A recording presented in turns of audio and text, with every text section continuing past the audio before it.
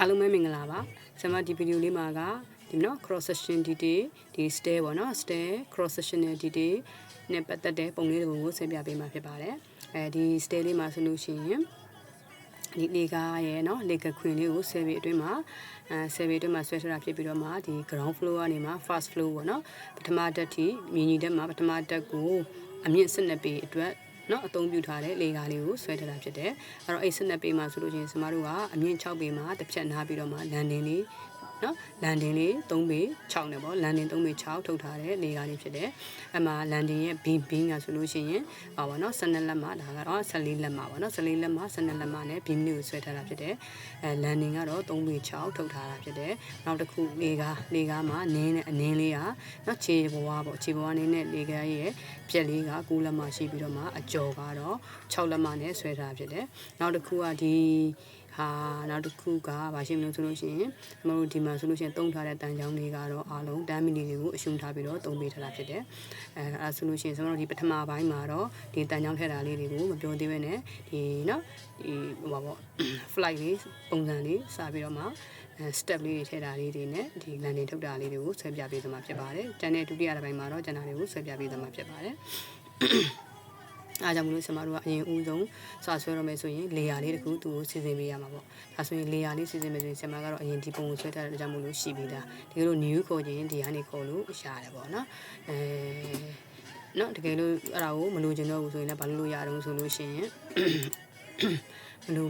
ကိုခေါ်ပြီးတော့မှမတုံးချင်တော့ဘူးဆိုရင်လည်းဒီမှာ delete layer နဲ့ပြန်ဖြတ်လို့ရတယ်တကယ်လို့ကိုကရှိပြီးသားဟာကိုပဲတုံးညင်နေဆိုရင်ကျွန်မဒီမှာ stair ဆိုပြီးတော့တုံးထားတာလေးရှိတယ်ဒီလိုသူ့ကိုမတုံးညင်တော့ဘူးဆိုရင်လည်းအယောင်ပြောင်းညင်နေဆိုရင်ကာလာပြောင်းညင်သူ့မှာသွားပြီးတော့ right click နှိပ်လိုက်မယ်ဒီမှာအယောင်လေးတစ်ခုပြန်ပြောင်းပေးလို့ရတယ်နော်တကယ်လို့အစ်စ်ခေါ်ခြင်းဒီကခေါ်ရမယ်နော်အယောင်ပြောင်းညင်နေဆိုရှိပြီးသားအယောင်ပြောင်းညင်ဒီမှာကာလာဆိုတဲ့နေရာနဲ့အကွက်ကလေးကို right click လေးဖိပေးရုံပဲနော်ဒါဆိုရင်ကျွန်မအခုဒီဟာလေးကိုနော်ကားတန်းတင်လိုက်တော့မယ်ဒါလေးကိုသုံးမှမို့လို့ဒါဆိုရင်ကားတန်းတင်လိုက်မယ်နော်ဒီမှာကားတန်းတင်လိုက်ပြီနော်သူတင်လိုက်တာဒါဆိုရင်သူကိုပိတ်လိုက်မယ်ဒါဆိုရင်အရင်ဦးဆုံးကျွန်တော်ဗာဆွဲမလဲဆိုရင် line လေးတွေတက်မှတ်ပေးမှာပေါ့သူရအကွာဝေးလေးတွေ10ပေမှာလေကခွင်ကိုထည့်မယ်ပြီးရင်အမြင့်က12ပေရှိမယ်အမြင့်12ပေမှာမှ6ပေတစ်ဖြတ် landing ထုတ်ထားတယ်ဟလာဒါဆိုရင်ကျွန်တော်တို့က10ပေတခု line နဲ့ offset ပြထားမယ်ဒါမှမဟုတ်နောက်တစ်ခုကအမြင့်အနေနဲ့ပြောရင်6ပေနှစ်ခုပေါ့နော်6ပေနှစ်ခု offset ပြထားမယ်စုစုပေါင်း12ပေ height ရဖို့ဒါဆိုလို့ရှိရင် view line လေးဆွဲမဆွဲရင် construction line ဆွဲပေါ့နော်ဒါဆိုရင်ကျွန်တော်က XL construction line နဲ့ထားပြီးတော့ဆွဲလိုက်မယ်အဲ့တော့ရှိတဲ့ XL မှာဘာလို့လဲမလို့ offset ပွားမယ်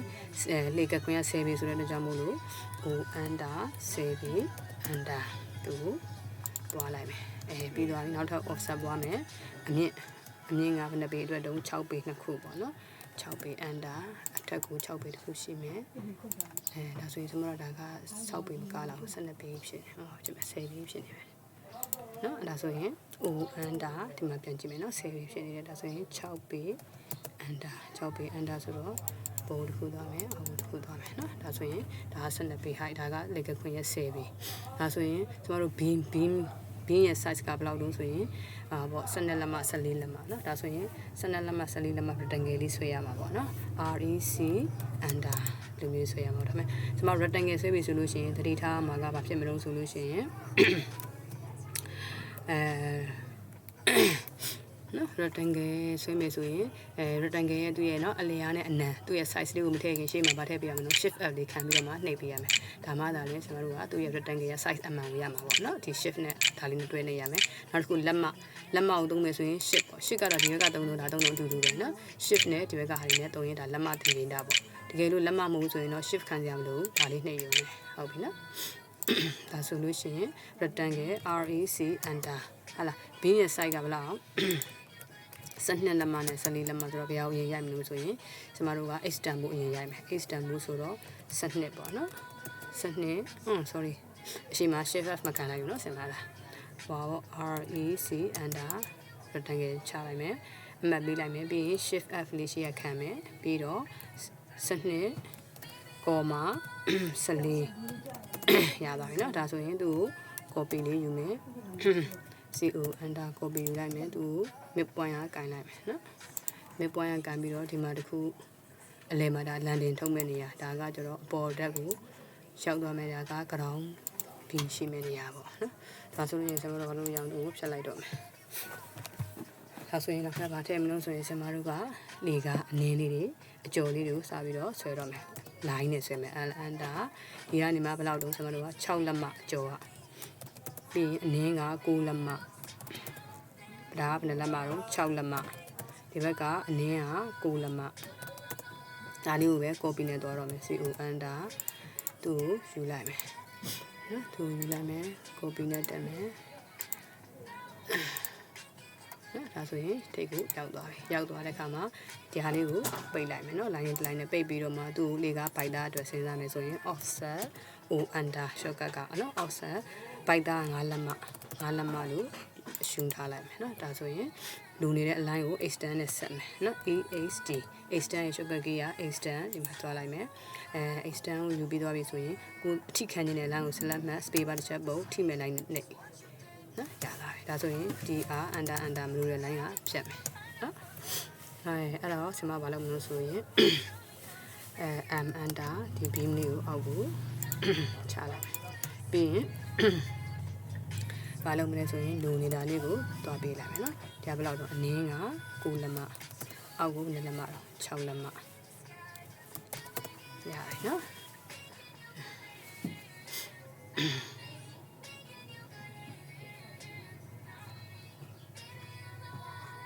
ရလာနော်ရပြီဆိုရင်ဒီကမလို့တဲ့ line ဖြတ်လိုက်မယ်နော်နောက်တစ်ခုကအပေါ်တစ်ခုတက်မယ်အပေါ်တက်မဲ့ line အတွက်ကဘာလို့လဲဆိုတော့ mirror ခောက်လိုက်ရတယ် mi under mirror ခောက်မယ်တဲ့ကိုလိုတဲ့ line ရှိရင်ထပ်ပြီးတော့ select မှတ်ပေးလိုက်နော်ပြီးတော့ဘယ်ကကင်မလို့ midpoint ကကင်လိုက်မယ်ဒီဘက်ကို click ချက်နှိပ်မယ်မူရင်း object ဖြတ်မှလားဆိုတော့မဖြတ်ဘူးဆိုတော့ no ဆိုတော့ under ဟာလားရလာပြီနော်နောက်တစ်ခုပို့တဲ့ line ဒီတစ် line ကိုဖြတ်လိုက်မယ်နောက်ထပ်ကဒီနားကဘာရှိမလို့ဆိုရင်သူ့ကိုဘာလုပ်ပေးလိုက်မလဲဆိုတော့under နောက်ကိုထုတ်ပေးစုပ်ပေးရမယ်နော်ဘလိုတဲ့ line လေးတွေကိုဒါက move လိုက်မယ်နောက်ကိုဘယ်လောက်စုပ်မလို့ဆိုရင်ကျွန်တော်တို့ဒီမှာနော်ဘယ်လောက်စုပ်မလို့နောက်ကိုတနင်းစာပေါ့9လက်မဟာလားနော်ရလာရသွားပြီဆိုတော့ဒီမှာလိုတဲ့ line လေးကိုဘာလုပ်လိုက်မလဲနော်အနည်းတနင်းစာဘယ်လောက်တော့9လက်မဟုတ်ပြီနော်ဒါမလို့တဲ့ line လေးဖြတ်လိုက်ပါနော်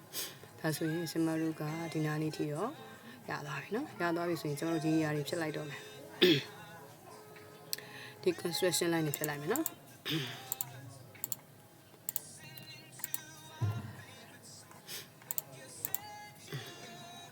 ရလာပြီဆိုတော့ကျွန်တော်ဒီမှာမလုပ်မလို့under နဲ့မလုပ်လိုက်ပြီနော်သူ့ကိုပိတ်လိုက်မယ်ပိတ်ပြီးတော့သူ့ရဲ့ bite သားက o under 5လက်မမလို့တူကမလို့တော့ဆိုတော့ဖြတ်မယ်ပိုးတဲ့ line က trim ဆိုတော့ dr ပေါ့နော်သူ့ရဲ့ shortcut က dr under နဲ့ချက်ခေါက်လိုက်တယ်ရလာပြီနော်ရသွားပြီဆိုတော့မလုပ်မလို့ဆိုရင် slab လေးတွေထည့်မယ်နော် slab ထည့်မယ်ဒီဘက်ကမရှိမလို့ဆိုရင်ကျွန်တော်တို့က ground ပေါ့ landing slab เนาะ landing slab ရှိမယ်ဆိုတော့under ကျွန်မဘယ်လောက်ထုတ်မလို့ဆိုရင်ဟိုထုတ်လိုက်မယ်เนาะ3ပေ6 4ပေပေါ့เนาะအဲ့ဆိုကျွန်မ3ပေ6ထုတ်လိုက်မယ်3ပေကော6လက်မထုတ်လိုက်မယ်เนาะunder ဒီကနေမှ landing ကို3ပေ6ထုတ်လိုက်တယ်เนาะ3ပေ6ထုတ်တယ် ms copy ကူးလိုက်မယ်ဒီ beam လေးကိုရရနော်ပြီးတော့ဘယ်လောက်သွားမလို့under ဒါကတော့ break line လေးနဲ့ဟိုမှာရှိတယ်ဆိုပြီးပြအောင်ပါဆိုတော့ဒါကတော့ break line ထည့်မှာအတွက်ကြောင့်မို့လို့ကျွန်မကနော်တူတူလေးပဲထားလိုက်တော့မယ်နော်2ပေလောက်ပဲထားလိုက်တော့တယ်ပေါ့နော်ဆက်ပြီးတော့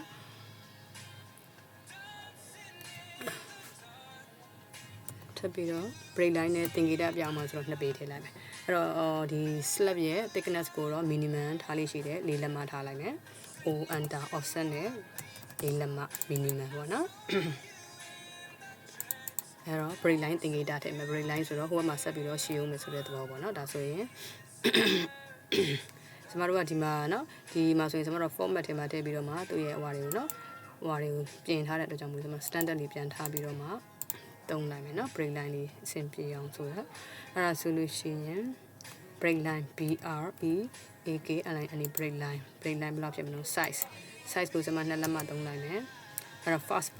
point ကဘယ်ကနေထားမလဲဒီကနေထားမယ် second point ဒီမှာထားမယ် mid point break line ရဲ့ဒီမှာ mid point လို့ပြောတယ် mid point ပေးမယ်ဒီမှာထားလိုက်မယ်နော်နောက်တစ်ခုသူ့ကိုပဲ copy နဲ့ပွားလိုက်လဲရတယ်ဒီတိုင်းလေးပဲဆက်ပြီးတော့ဆွဲသွားလဲရတယ်နော်စမကတော့ copy လေးပွားလိုက်တယ်နော်ပြီးတော့သူ့စမတို့ကတုံးတဲ့ဒီ file လေးကိုပြန်ရွေးလိုက်မယ်နော်ရပြီဆိုတော့ဒီဘက်ကကျတော့ landing ရဲ့ thickness ကိုစမက9လက်မှထားလိုက်မယ် O under 9လက်မှနော်ဒါဆိုလို့ရှိရင်စမတို့ကဒီအပိုင်းလေးထိတော့နော်ပြီးမှဒီတန်ချောင်းနေထည့်တဲ့အခါမှာမလို့တဲ့ဒီနားလေးလည်းဖြတ်လို့ရတယ်နော်ဒီကဒါနော်ဒါတွေကတန်ချောင်းထည့်တဲ့အခါကျမှဖြတ်လိုက်လည်းရတယ်နော်sorry နော်ဒါဆိုလို့ရှိရင်စမကဒီဗီဒီယိုလေးကိုဒီမှာပဲနားလိုက်မယ်နော်နောက်တစ်ပိုင်းမှာကျန်တဲ့အပိုင်းတွေကိုဆက်ပြီးတော့ပြောပြပေးသွားမှာဖြစ်ပါတယ်အားလုံးကိုကျေးဇူးတင်ပါတယ်